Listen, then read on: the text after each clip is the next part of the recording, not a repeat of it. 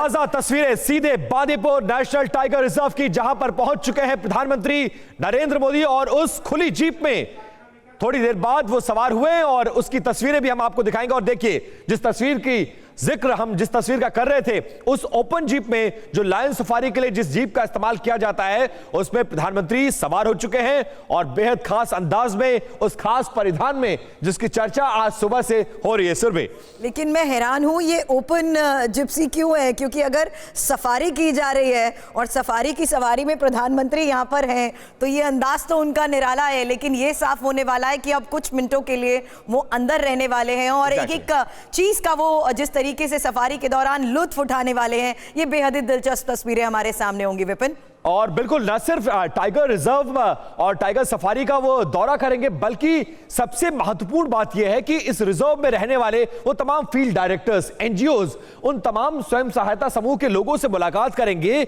जिनकी बदौलत पिछले 50 सालों से ये प्रोजेक्ट टाइगर चल रहा है और जिनकी बदौलत 9 शेरों से हम लगभग 3000 शेर तक पहुंचे हैं। और आज वो सेंसस, वो आंकड़ा भी जारी हो जाएगा और जिसका मैं जिक्र बार बार सुरभि कर रहा हूं कि प्रतिस्पर्धा होनी चाहिए, एक स्वस्थ प्रतिस्पर्धा इसको कहा जाता है। और आज ये तय हो जाएगा कि भारत का कौन सा राज्य कहां पर कितना काम किया है। बिल्कुल, और जिस तरीके से इस पूरे प्रोजेक्ट पर काम हो रहा है, आईबीसीए का हम यहाँ पर जिक्र जरूर करेंगे थोड़ी देर में, लेकिन उससे पहले ये खास तस्वीर और ये खास अंदाज प्रधानमंत्री नरेंद्र मोदी का, जहां अब वो सफारी के लिए आगे रवाना हो चुके हैं। और आज का ये खास मौका जब 50 साल पूरे होने पर न सिर्फ इस पूरे प्रोजेक्ट की समीक्षा उनकी तरफ से की जा रही है, बल्कि इस प्रोजेक्ट के तहत किए गए प्रयास का क्या नतीजा है वो अब रिपोर्ट के जरिए भी हमारे सामने होगा। और यही वजह है कि इस खास मौके पर टीवी9 भारतवर्ष ने भी ये खास इंतजाम किए हैं, जिसमें हम आपको एक एक सीधी तस्वीर दिखा रहे हैं प्रधानमंत्री की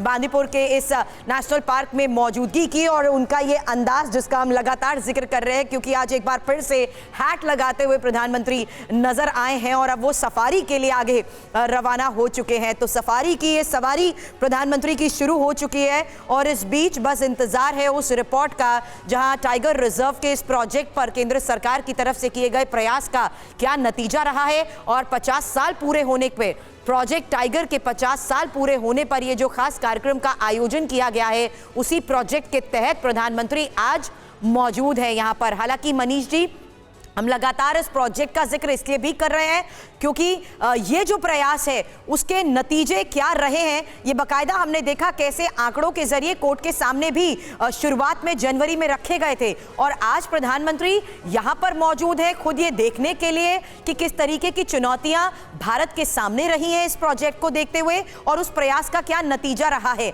ये बहुत महत्वपूर्ण हो जाता है कि खुद पीएम यहां पर पहुंचते हैं और हर चीज का इनपुट लेते हैं, अपडेट लेते हैं, क्योंकि ये किस तरीके से भारत के लिए इंपॉर्टेंट है, इसकी अहमियत समझाइए हमें।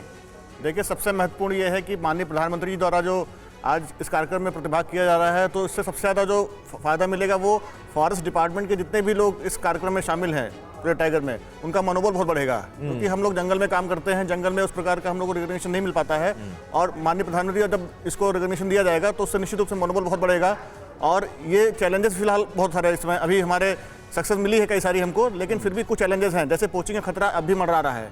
बहुत ज़्यादा हम लोगों ने प्रयास किए हैं पोचिंग कंट्रोल करने के, लेकिन अंतर्राष्ट्रीय स्तर पर कई शिकारी समूह अभी भी सक्रिय हैं जिनसे हमको बचने की जरूरत है। जैसा अभी थोड़े पहले बताया गया था हैबिटेट, तो चूंकि टाइगर टेरिटोरियल एनिमल है, जैसे संख्या बढ़ेगी उनको नया हैबिटेट चाहिए होगा और वो अपने क्षेत्र से बाहर निकल के दूसरे हैबिटेट की तलाश में आते हैं, तो वहाँ पे कम्युनिटी का रोल बहुत इंपॉर्टेंट हो जाता है। तो कम्युनिटी जितनी जागरूक होगी उतना ज़्यादा टाइगर को सेफ पैसेज मिलेगा और उतना ज़्यादा जो संख्या हमारी स्पिल ओवर हो रही है उसको हम कंजर्व कर पाएंगे। हाँ बिल्कुल, और चैलेंजेस की बात मैं कर रहा था प्रकाश सर। चैलेंजेस आज की तारीख में, बेशक सरकारों ने बहुत ज्यादा काम किया हो, तकनीक बहुत ज्यादा विकसित हो गई हो, लेकिन आज भी कुछ ऐसे लोग हैं जो मौके का फायदा उठाते हैं। क्या आज भी बाघों का शिकार होता है, शेरों का शिकार होता है? और दूसरी बड़ी बात ये, आज की तारीख में भी आप चैलेंजेस क्या क्या कुछ देखते हैं कि जो इस सेक्टर में है, जिनसे पार पाना जरूरी है, जिन पर काम करना जरूरी है? देखिए, चैलेंजेस तो हमेशा रहेंगे। हम काफ़ी दूर चल के आ गए हैं, लेकिन हम थक नहीं सकते हैं, हम रुक नहीं सकते हैं, बिकॉज टाइगर कंजर्वेशन एक कंटिन्यूस प्रोसेस है और ये नहीं हो सकता है कि हम लोग एक जगह किसी आंकड़े पे अगर पहुंच गए जो कि बहुत अच्छा आंकड़ा भी हो, तो हम लोग उसके बाद जो है अपने किसी भी तरह की ढिलाई हम लोग कर सकते हैं टाइगर कंजर्वेशन में। ये तो पहली बात होगी। रही बात चैलेंजेस की, तो चैलेंजेस की बात मैं आपको ये बताना चाहूँगा कि पोचिंग सबसे बड़ा खतरा है और हमेशा रहेगा, क्योंकि जैसा कि सूरी साहब बता रहे थे, जैसा कि मनीष जी ने भी बताया, क्या होता है कि टाइगर रिजर्व में तो सुरक्षा बहुत अच्छे पैमाने पे मिल जाती है बाघों को, लेकिन बाघों को कोई टाइगर रिजर्व की बाउंड्री नहीं समझ में आती। एग्जैक्टली, हाँ। अब जैसे हिंदुस्तान के शेर हैं और अचानक से हिंदुस्तान का बाउंड्री क्रॉस करके वो नेपाल में चले गए हैं, वहाँ पे किस तरह का सुरक्षा इंतजाम है? अगर वहाँ किसी तरह की ढिलाई हुई तो पता चला कि हमारे यहाँ के जो टाइगर हैं वो अच्छा एक ब्रीडिंग पॉपुलेशन है और टाइगर बहुत दूर दूर तक डिस्पर्स करते हैं। तो ये एक बहुत बड़ा है कि अगर वहाँ नेपाल गए और वहाँ पता चला कि वहाँ सुरक्षा इंतजाम कम है तो वहाँ उनकी पोचिंग हो गई। तो ये बहुत, इसीलिए इंटरनेशनल बिग कैट अलायंस की आवश्यकता पड़ती है, जैसा मनीष जी ने भी बताया। तो ये पोचिंग सबसे बड़ा खतरा होता है और मैं इस बात को पे पुनः आना चाहूंगा। बड़े चैलेंजेस है सर, और इन चैलेंजेस से पार पाना बहुत जरूरी है और इस दिशा में काम करना भी जरूरी है। और देखिए कुछ तस्वीरें बांदीपुर नेशनल टाइगर रिजर्व से आ गई हैं, जिनका दौरा करने के लिए प्रधानमंत्री नरेंद्र मोदी आज पहुंचे हुए हैं। और आप देखिए कैसे खुले में जो शेर है वो विचरण करता हुआ नजर आ रहा है और ये तस्वीरें बहुत खास है।